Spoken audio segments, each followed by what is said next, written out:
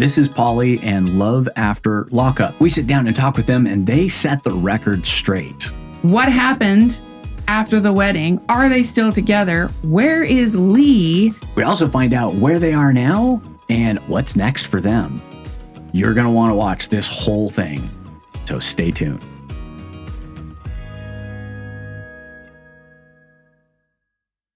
If my braids offend you, question your humanity. I know, right? They're freaking braids. I know. Why did you ultimately get laid off or fired from your job? They actually forced me to resign. Now, in California, you can say it's for any reason that they want. They don't, but right. It was all because of the show. They found out that we were in a throuple. We were not in a monogamous relationship. And me and the HR person were going to talk to the owners. This was the plan, that we were going to go talk to them together. Well, I never got that chance. I got a phone call and it said, we can't give you the time off for the show, which it was only 4 days 1 week and a month later, 4 days. I've taken 10-day vacations in a row before. Right. So we know it's not that. Anyway, they basically said you can resign today or you can resign in 2 weeks after you train your replacement. And I went, see you later. I didn't even I know. I was like, I'm out of here. And I built their company with them. I built both of their clinics with them. I would drive an hour and a half, 2 times a week to their other clinic to run it. Right. And they dropped me like that because of the show. I'm thinking of the Julia Roberts scene where she goes into the store and she's like with the shopping bags and she's like, big mistake. Yeah. Big mistake. Yep. It's interesting that you say that because we're working and trying to collaborate with a group called openlove.org, and they actually advocate for poly and swinger relationships so that we do have workplace security, housing security, things like that. Because honestly, it's discrimination because of what we do in our private lives. It has nothing to do with the business. It doesn't have any effect on what they're doing. So if anything, it adds a little bit of flavor to what they're doing and maybe some notoriety, and maybe you'll get more clients. Right? Yeah. But fuck prestige and fuck what they're going through, because if I would say that. We know that company. We do know that company. Yeah, you guys do. You know that company. We've got stories about it. We did a whole 3-part episode on HRT. Anyway. Awesome. I have one more question about the show. I don't want to dwell too much on it because I think we've covered a lot of it. And that is, do you think shows like this, specifically this show, do you think it's helpful to the community, or do you think it's a little bit kind of sensational? Talk a little bit about what you feel about how it kind of reflects on poly or swingers. Right. I'll start. And just as on the show, there's a spectrum of polycules, you'll want to call it, or whatever else. Yes. Polyamory is a spectrum as well. And quite honestly, I think the impact on the community is a spectrum. Can be very positive parts. I think the show, what we try to do, again, being very authentic, is to present a side that it is beautiful. It is very difficult. It requires all kinds of emotional maturity, but it can be an abundant lifestyle. And that's what we were trying to get across, is, and just share real life with people. And I think that part can be positive. I mean, I think there's other parts of the show which absolutely isn't polyamorous. It's just a license to cheat or whatever else, so again, you have to take it. It's a reality TV show. You got to take it with a grain of salt. And there's a lot of it that is stirred up to bring drama. Right. And it does that. But then there's parts of it, if you could get to the nuggets, that can be very eye-opening and educational for the masses that don't know anything about it. Yeah. Well, I think it gets people talking. And I think that's the important thing. Whether the show portrayed it well or not well, at least people can start this conversation. Mm-hmm. And I think the more shows we have like that and the more conversations that we have around it, I think the better it's actually going to be able to be a viable option for some people who find that the traditional is not working for them. Mm-hmm. Yeah, right. Mm-hmm. Right. Because ultimately it is each individual person watching it and their own revelation or reflection of the show. And I guarantee there's a lot of people that it actually, wow, I've experienced that. I've gone through that, and can be a positive thing for that individual. Now, for you're looking at a community as a whole, then there's other people that absolutely not and will totally disagree with everything, whatever else. But again, it's looking at what each person can bring about when they watch this. Do you think there is a second season in the works for you? Would you do this again? They'd have to pay me way more. Yeah. Yeah. That is true, because we didn't realize the impact on our personal lives and all of that. So it would definitely require some more money, but I think we're open to it. Time will tell. I think we would be willing to go down that road if it crosses the right. Yeah. And we learned a lot. So I think, we now would have a better idea, and we would want to know, I think, what is the storyline that you want here, and be a little bit more prepared, which of course, the first time you do something, and there's no manual for it, you kind of flop a little bit because you don't know. But now we have a lot more knowledge and wisdom about that. And I think we could do a better job the second time around. I know that's what we said the first time. Yeah. I think the network is happy with the ratings and that type of stuff. It sounds like it's one of the most successful shows that this network has done in the last 10 years. Nice. So I anticipate there might be an opportunity for a second season. So we haven't heard anything that, one way or another, but I think that we are kind of preparing to see if they are going to come to us and ask. Yeah. So despite what you've seen on television, I didn't want to give Lee up. So that had a huge impact. We probably. Yeah. Let's talk about that. Yeah. No. So Lee was the woman that you were you were dating for a little bit, right? That was one of your little 4-hour date thing. Yeah. Yeah. The problem with that is it never stopped. So I don't think the show did a very good job of showing that Nita really did desire that relationship. And after her 4 hours, it didn't stop. She ended up spending every day with this person. And it was remember we talked about time. There's not an abundance of time. It was taking away from our time together. And when you saw that we're sitting at a table having a dinner, and we did talk about she needed to water the garden, her own garden, the watering a garden that's not hers. Right. That's what we were referring to, she wanted to continue with this relationship, which also made it hard for us to do a commitment ceremony when she was like, well, now I have this other person that we had not talked about. We were pretty much a closed-ish throuple with just adventures. Yeah. And then all of a sudden she had another relationship that she wanted to cultivate. And so that made it hard for us to go, well, I don't know about this commitment ceremony now. If you're going to go water your garden somewhere else and you want to keep that going, and you're taking a lot of time away from us. Right. And even the adventures was brand new. I think Camp had maybe 1 or 2 adventures that went well. Me and Nita hadn't had anything that had gone well. So again, because I'm not polyamorous, I'm more swinger. So let's just get the record straight. I'm not polyamorous either. I'm just greedy. I'm not polyamorous either. Yeah. So Lee was the big elephant in the room, as opposed, obviously the ceremony and what security means and all that weighed in on it. But the biggest thing was really her choosing to have a relationship outside of the three of us. And that was really taking up a lot of time. Lee practically lived there, because I think another misconception is, yes, she did live with us, but Nita also had a house, took care of her mom and grandma. I don't work. I have my own house. I'm not this poor, unfortunate soul that was just did they picked on the side of the street? Right.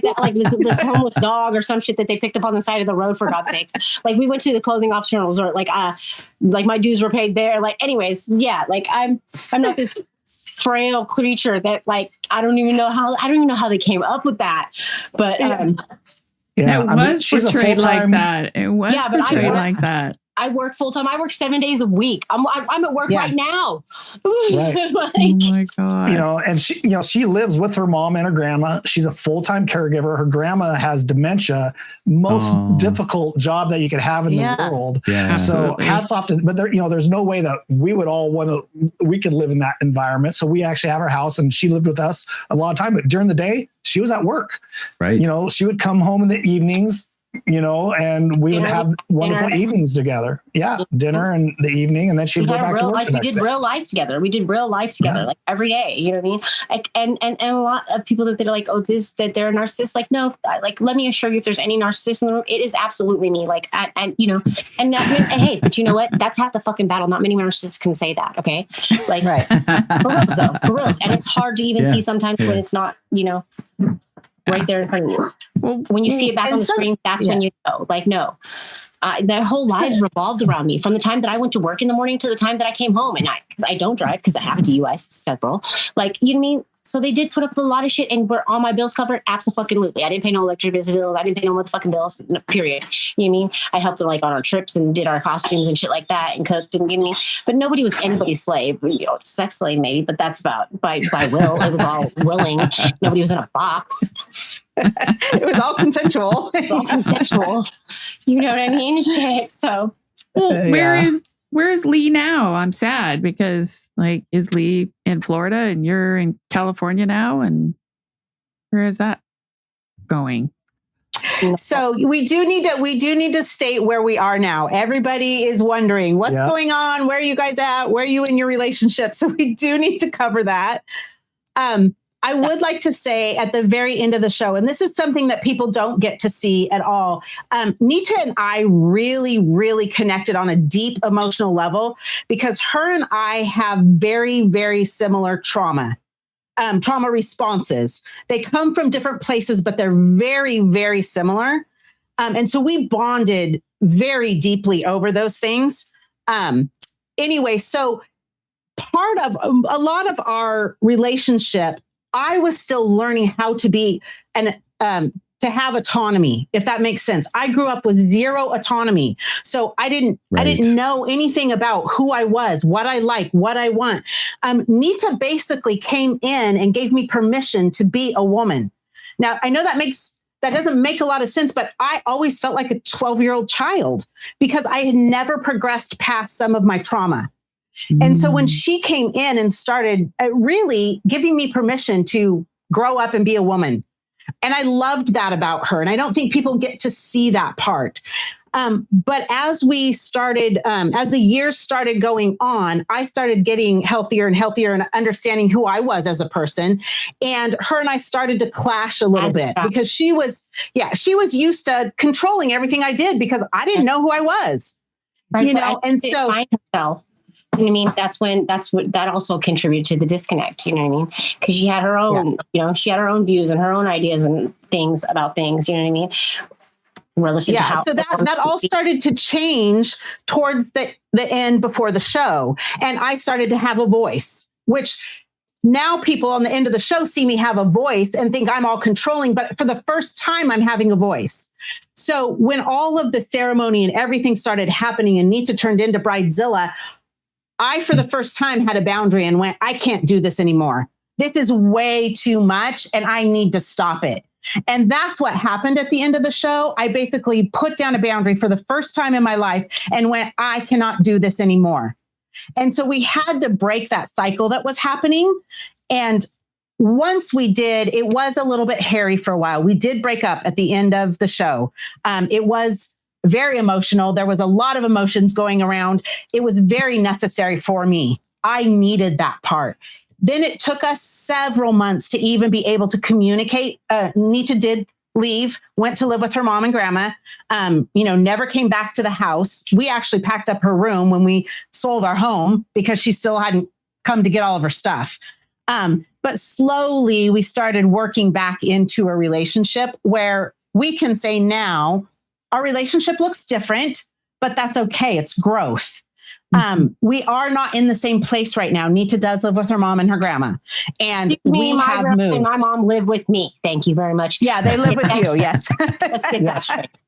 Yes, they live with you, and And we did move. So we are more of a long distance relationship right now because of just the dynamics in our life. But we have already had, Nita has already come out and stayed with us, and we have plans for that to continue to happen. So we are still in a throuple relationship. It just looks a little bit different now. Yeah. And then Nita, if you want to explain where Lee is now and. So Lee is still around. We are still seeing each other. She's actually here now. She was the one that was caring for my grandma while I was doing this podcast. So, Aww. That's nice. Yeah. And then, where it sounds like then the dynamics of your relationship, like the rules, if you will. I always kind of hate to say that, the rules but have changed.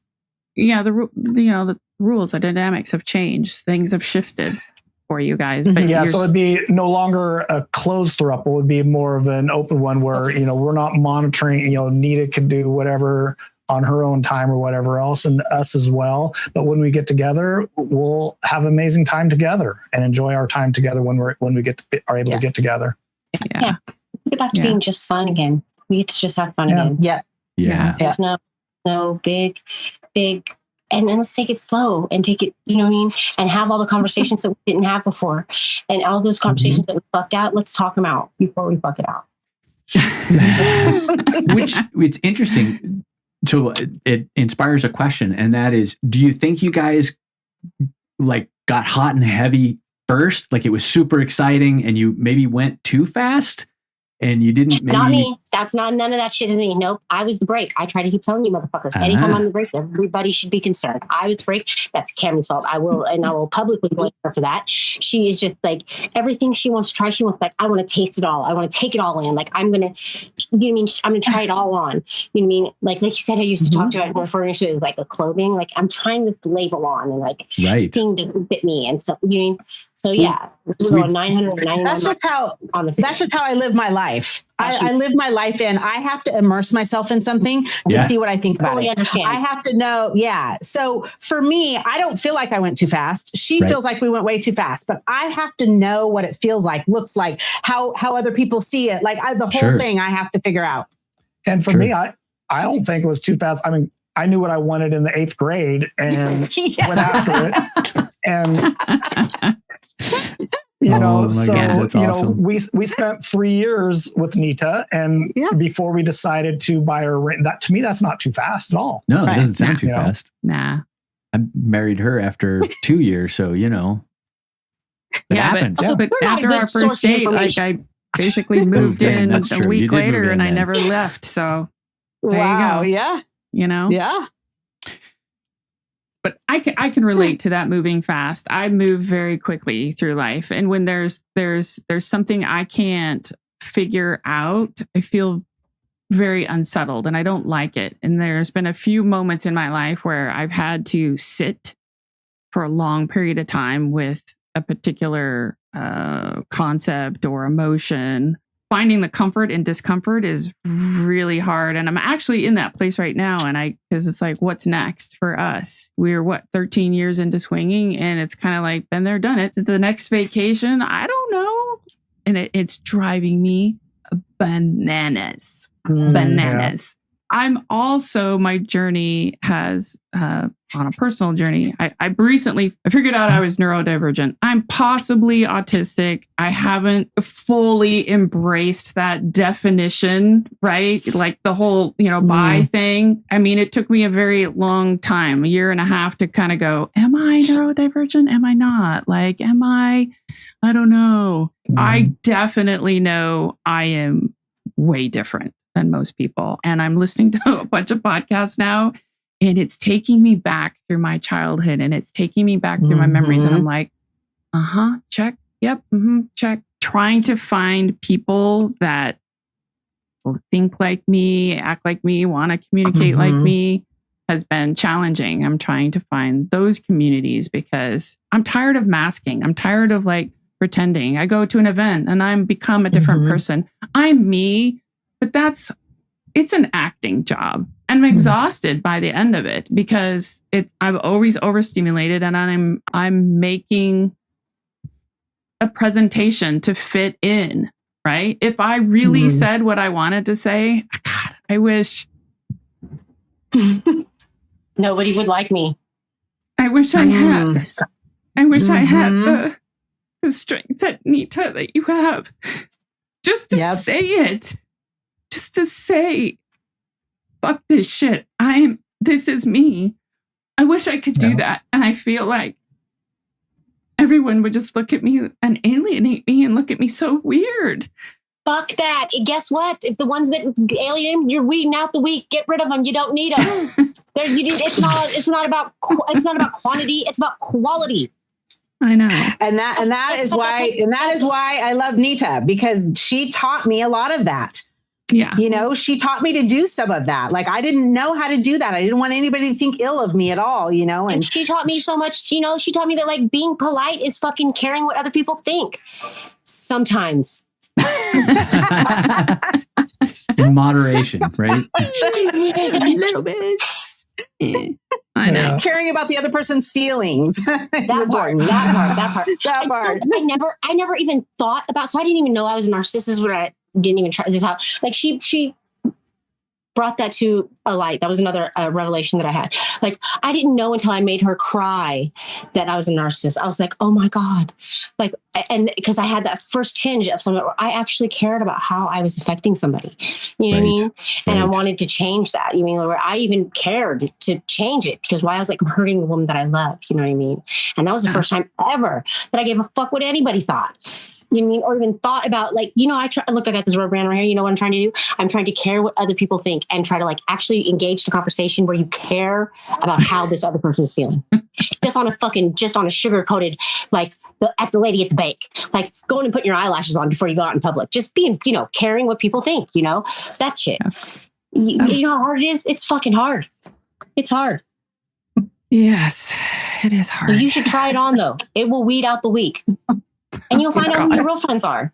I think I've already weeded out the week. Yeah, don't ever water yourself down for somebody else. Don't ever water yourself down for anybody else. Man. Fuck them. I'll go through periods of my life where I'm like, you know, you have friends in your phone and you're like, fuck them. I haven't talked to them in 3 months. Delete. Fuck them. Delete.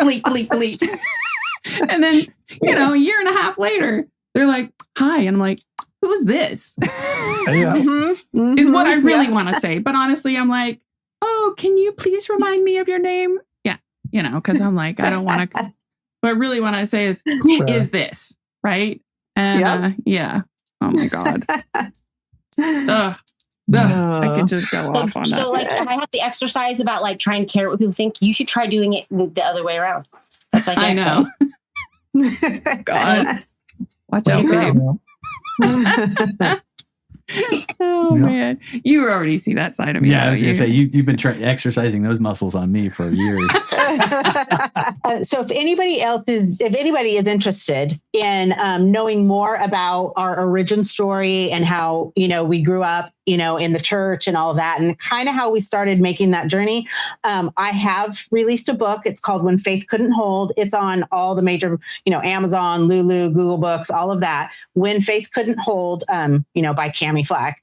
But I am also in the process of writing the second half of our life, which the book doesn't have a title yet, but it will be all about our journey into, you know, ethical non-monogamy, opening our marriage, all of that looked like in our throuple relationship with Nita. All of that will be in there in the second book. So if you're interested in that, go grab that at Amazon, you know, Google, whatever, and hope you like it. That's awesome. I'm congratulations for that. I know that's a lot of work, and we will go ahead and make sure that all of those links are in the show notes for on YouTube and in social media. So everyone, please check that out. As you heard us talking during the interview about openlove.org, it's an organization that supports polyamory and consensual non-monogamy. We interviewed them last year, and we've continued our relationship with them to help further their campaign, their mission to make our lifestyle and lifestyles like ours under this ENM umbrella, this CNM umbrella, to be, if not accepted by society and less stigmatized, at least legally protected, and that we cannot be discriminated against. Yeah, and we actually did the week of visibility for them in July, and we held an hour and a half class online course. Yep. And we are going to be publishing that on YouTube, I believe. I wanted to throw out a few facts about polyamory and CNM. 18% of families fit the traditional nuclear family. That's a really small percentage. And 33% Americans actually identify as consensual non-monogamy. Right. That's big. And 43% millennials identify as CNM as their ideal structure. And as we heard Nita say in the interview, she doesn't even identify as poly, but she's identifying as an alternative family structure because that's what she grew up in. So she doesn't have the norm. Yes. Or a definition. The norm, which is, by the way, 18%. Right. You know, your traditional nuclear family of a mother, a father, and kids, white picket fence, that. No other sexual partners once you're married. Right? Yeah. That's kind of norm. That's not the norm. No. Despite the fact that everybody thinks of that as being normal. And some of the good work that openlove.org is doing is really progressing. In 2023, the cities of Somerville and Cambridge, Massachusetts became the first in the US to introduce non-discrimination protections on the basis of family or relationship structure. And then in 2024, Oakland and Berkeley followed suit, followed by Portland, Oregon, Olympia, Washington, and West Hollywood in 2026. These groundbreaking laws protect both non-normative families and non-monogamous relationships from discrimination. People don't really know how that applies, and it applies in your work, right? Insurance, legal documents. Cammie was fired from her position because she was on a show about polyamory, and therefore she didn't fit the 18%, and so she was discriminated against. Yes, she was. It's hard to prove. Yes. And this is here's my soapbox. My thing is, I don't necessarily want everybody to be CNM. I don't want everybody to be swingers or poly, but I don't want to be discriminated against because I am. Right. And I don't want anybody to discriminate against someone just because of who they love or who they live with or what their relationship dynamic is. That's ridiculous. Yeah. Yeah. I agree. Well, it was great talking to you guys again. We haven't seen you in a few years. It was lovely meeting you, Nita, and hearing your story and your side of this and letting you air your part of the whole story. It's fantastic. And we appreciate your story and you're sharing it with us. We really appreciate your time, you guys. Awesome. Yeah, thank you guys for having us. It's been great. And it's been great to know you over the years and wish you the best of luck. Yeah. Both of you in your journey. Let us know where your journey takes you. Yes. Because it is a journey, that's for sure. Yep. But enjoy the journey. Yes. Enjoy the journey. Yes, indeed.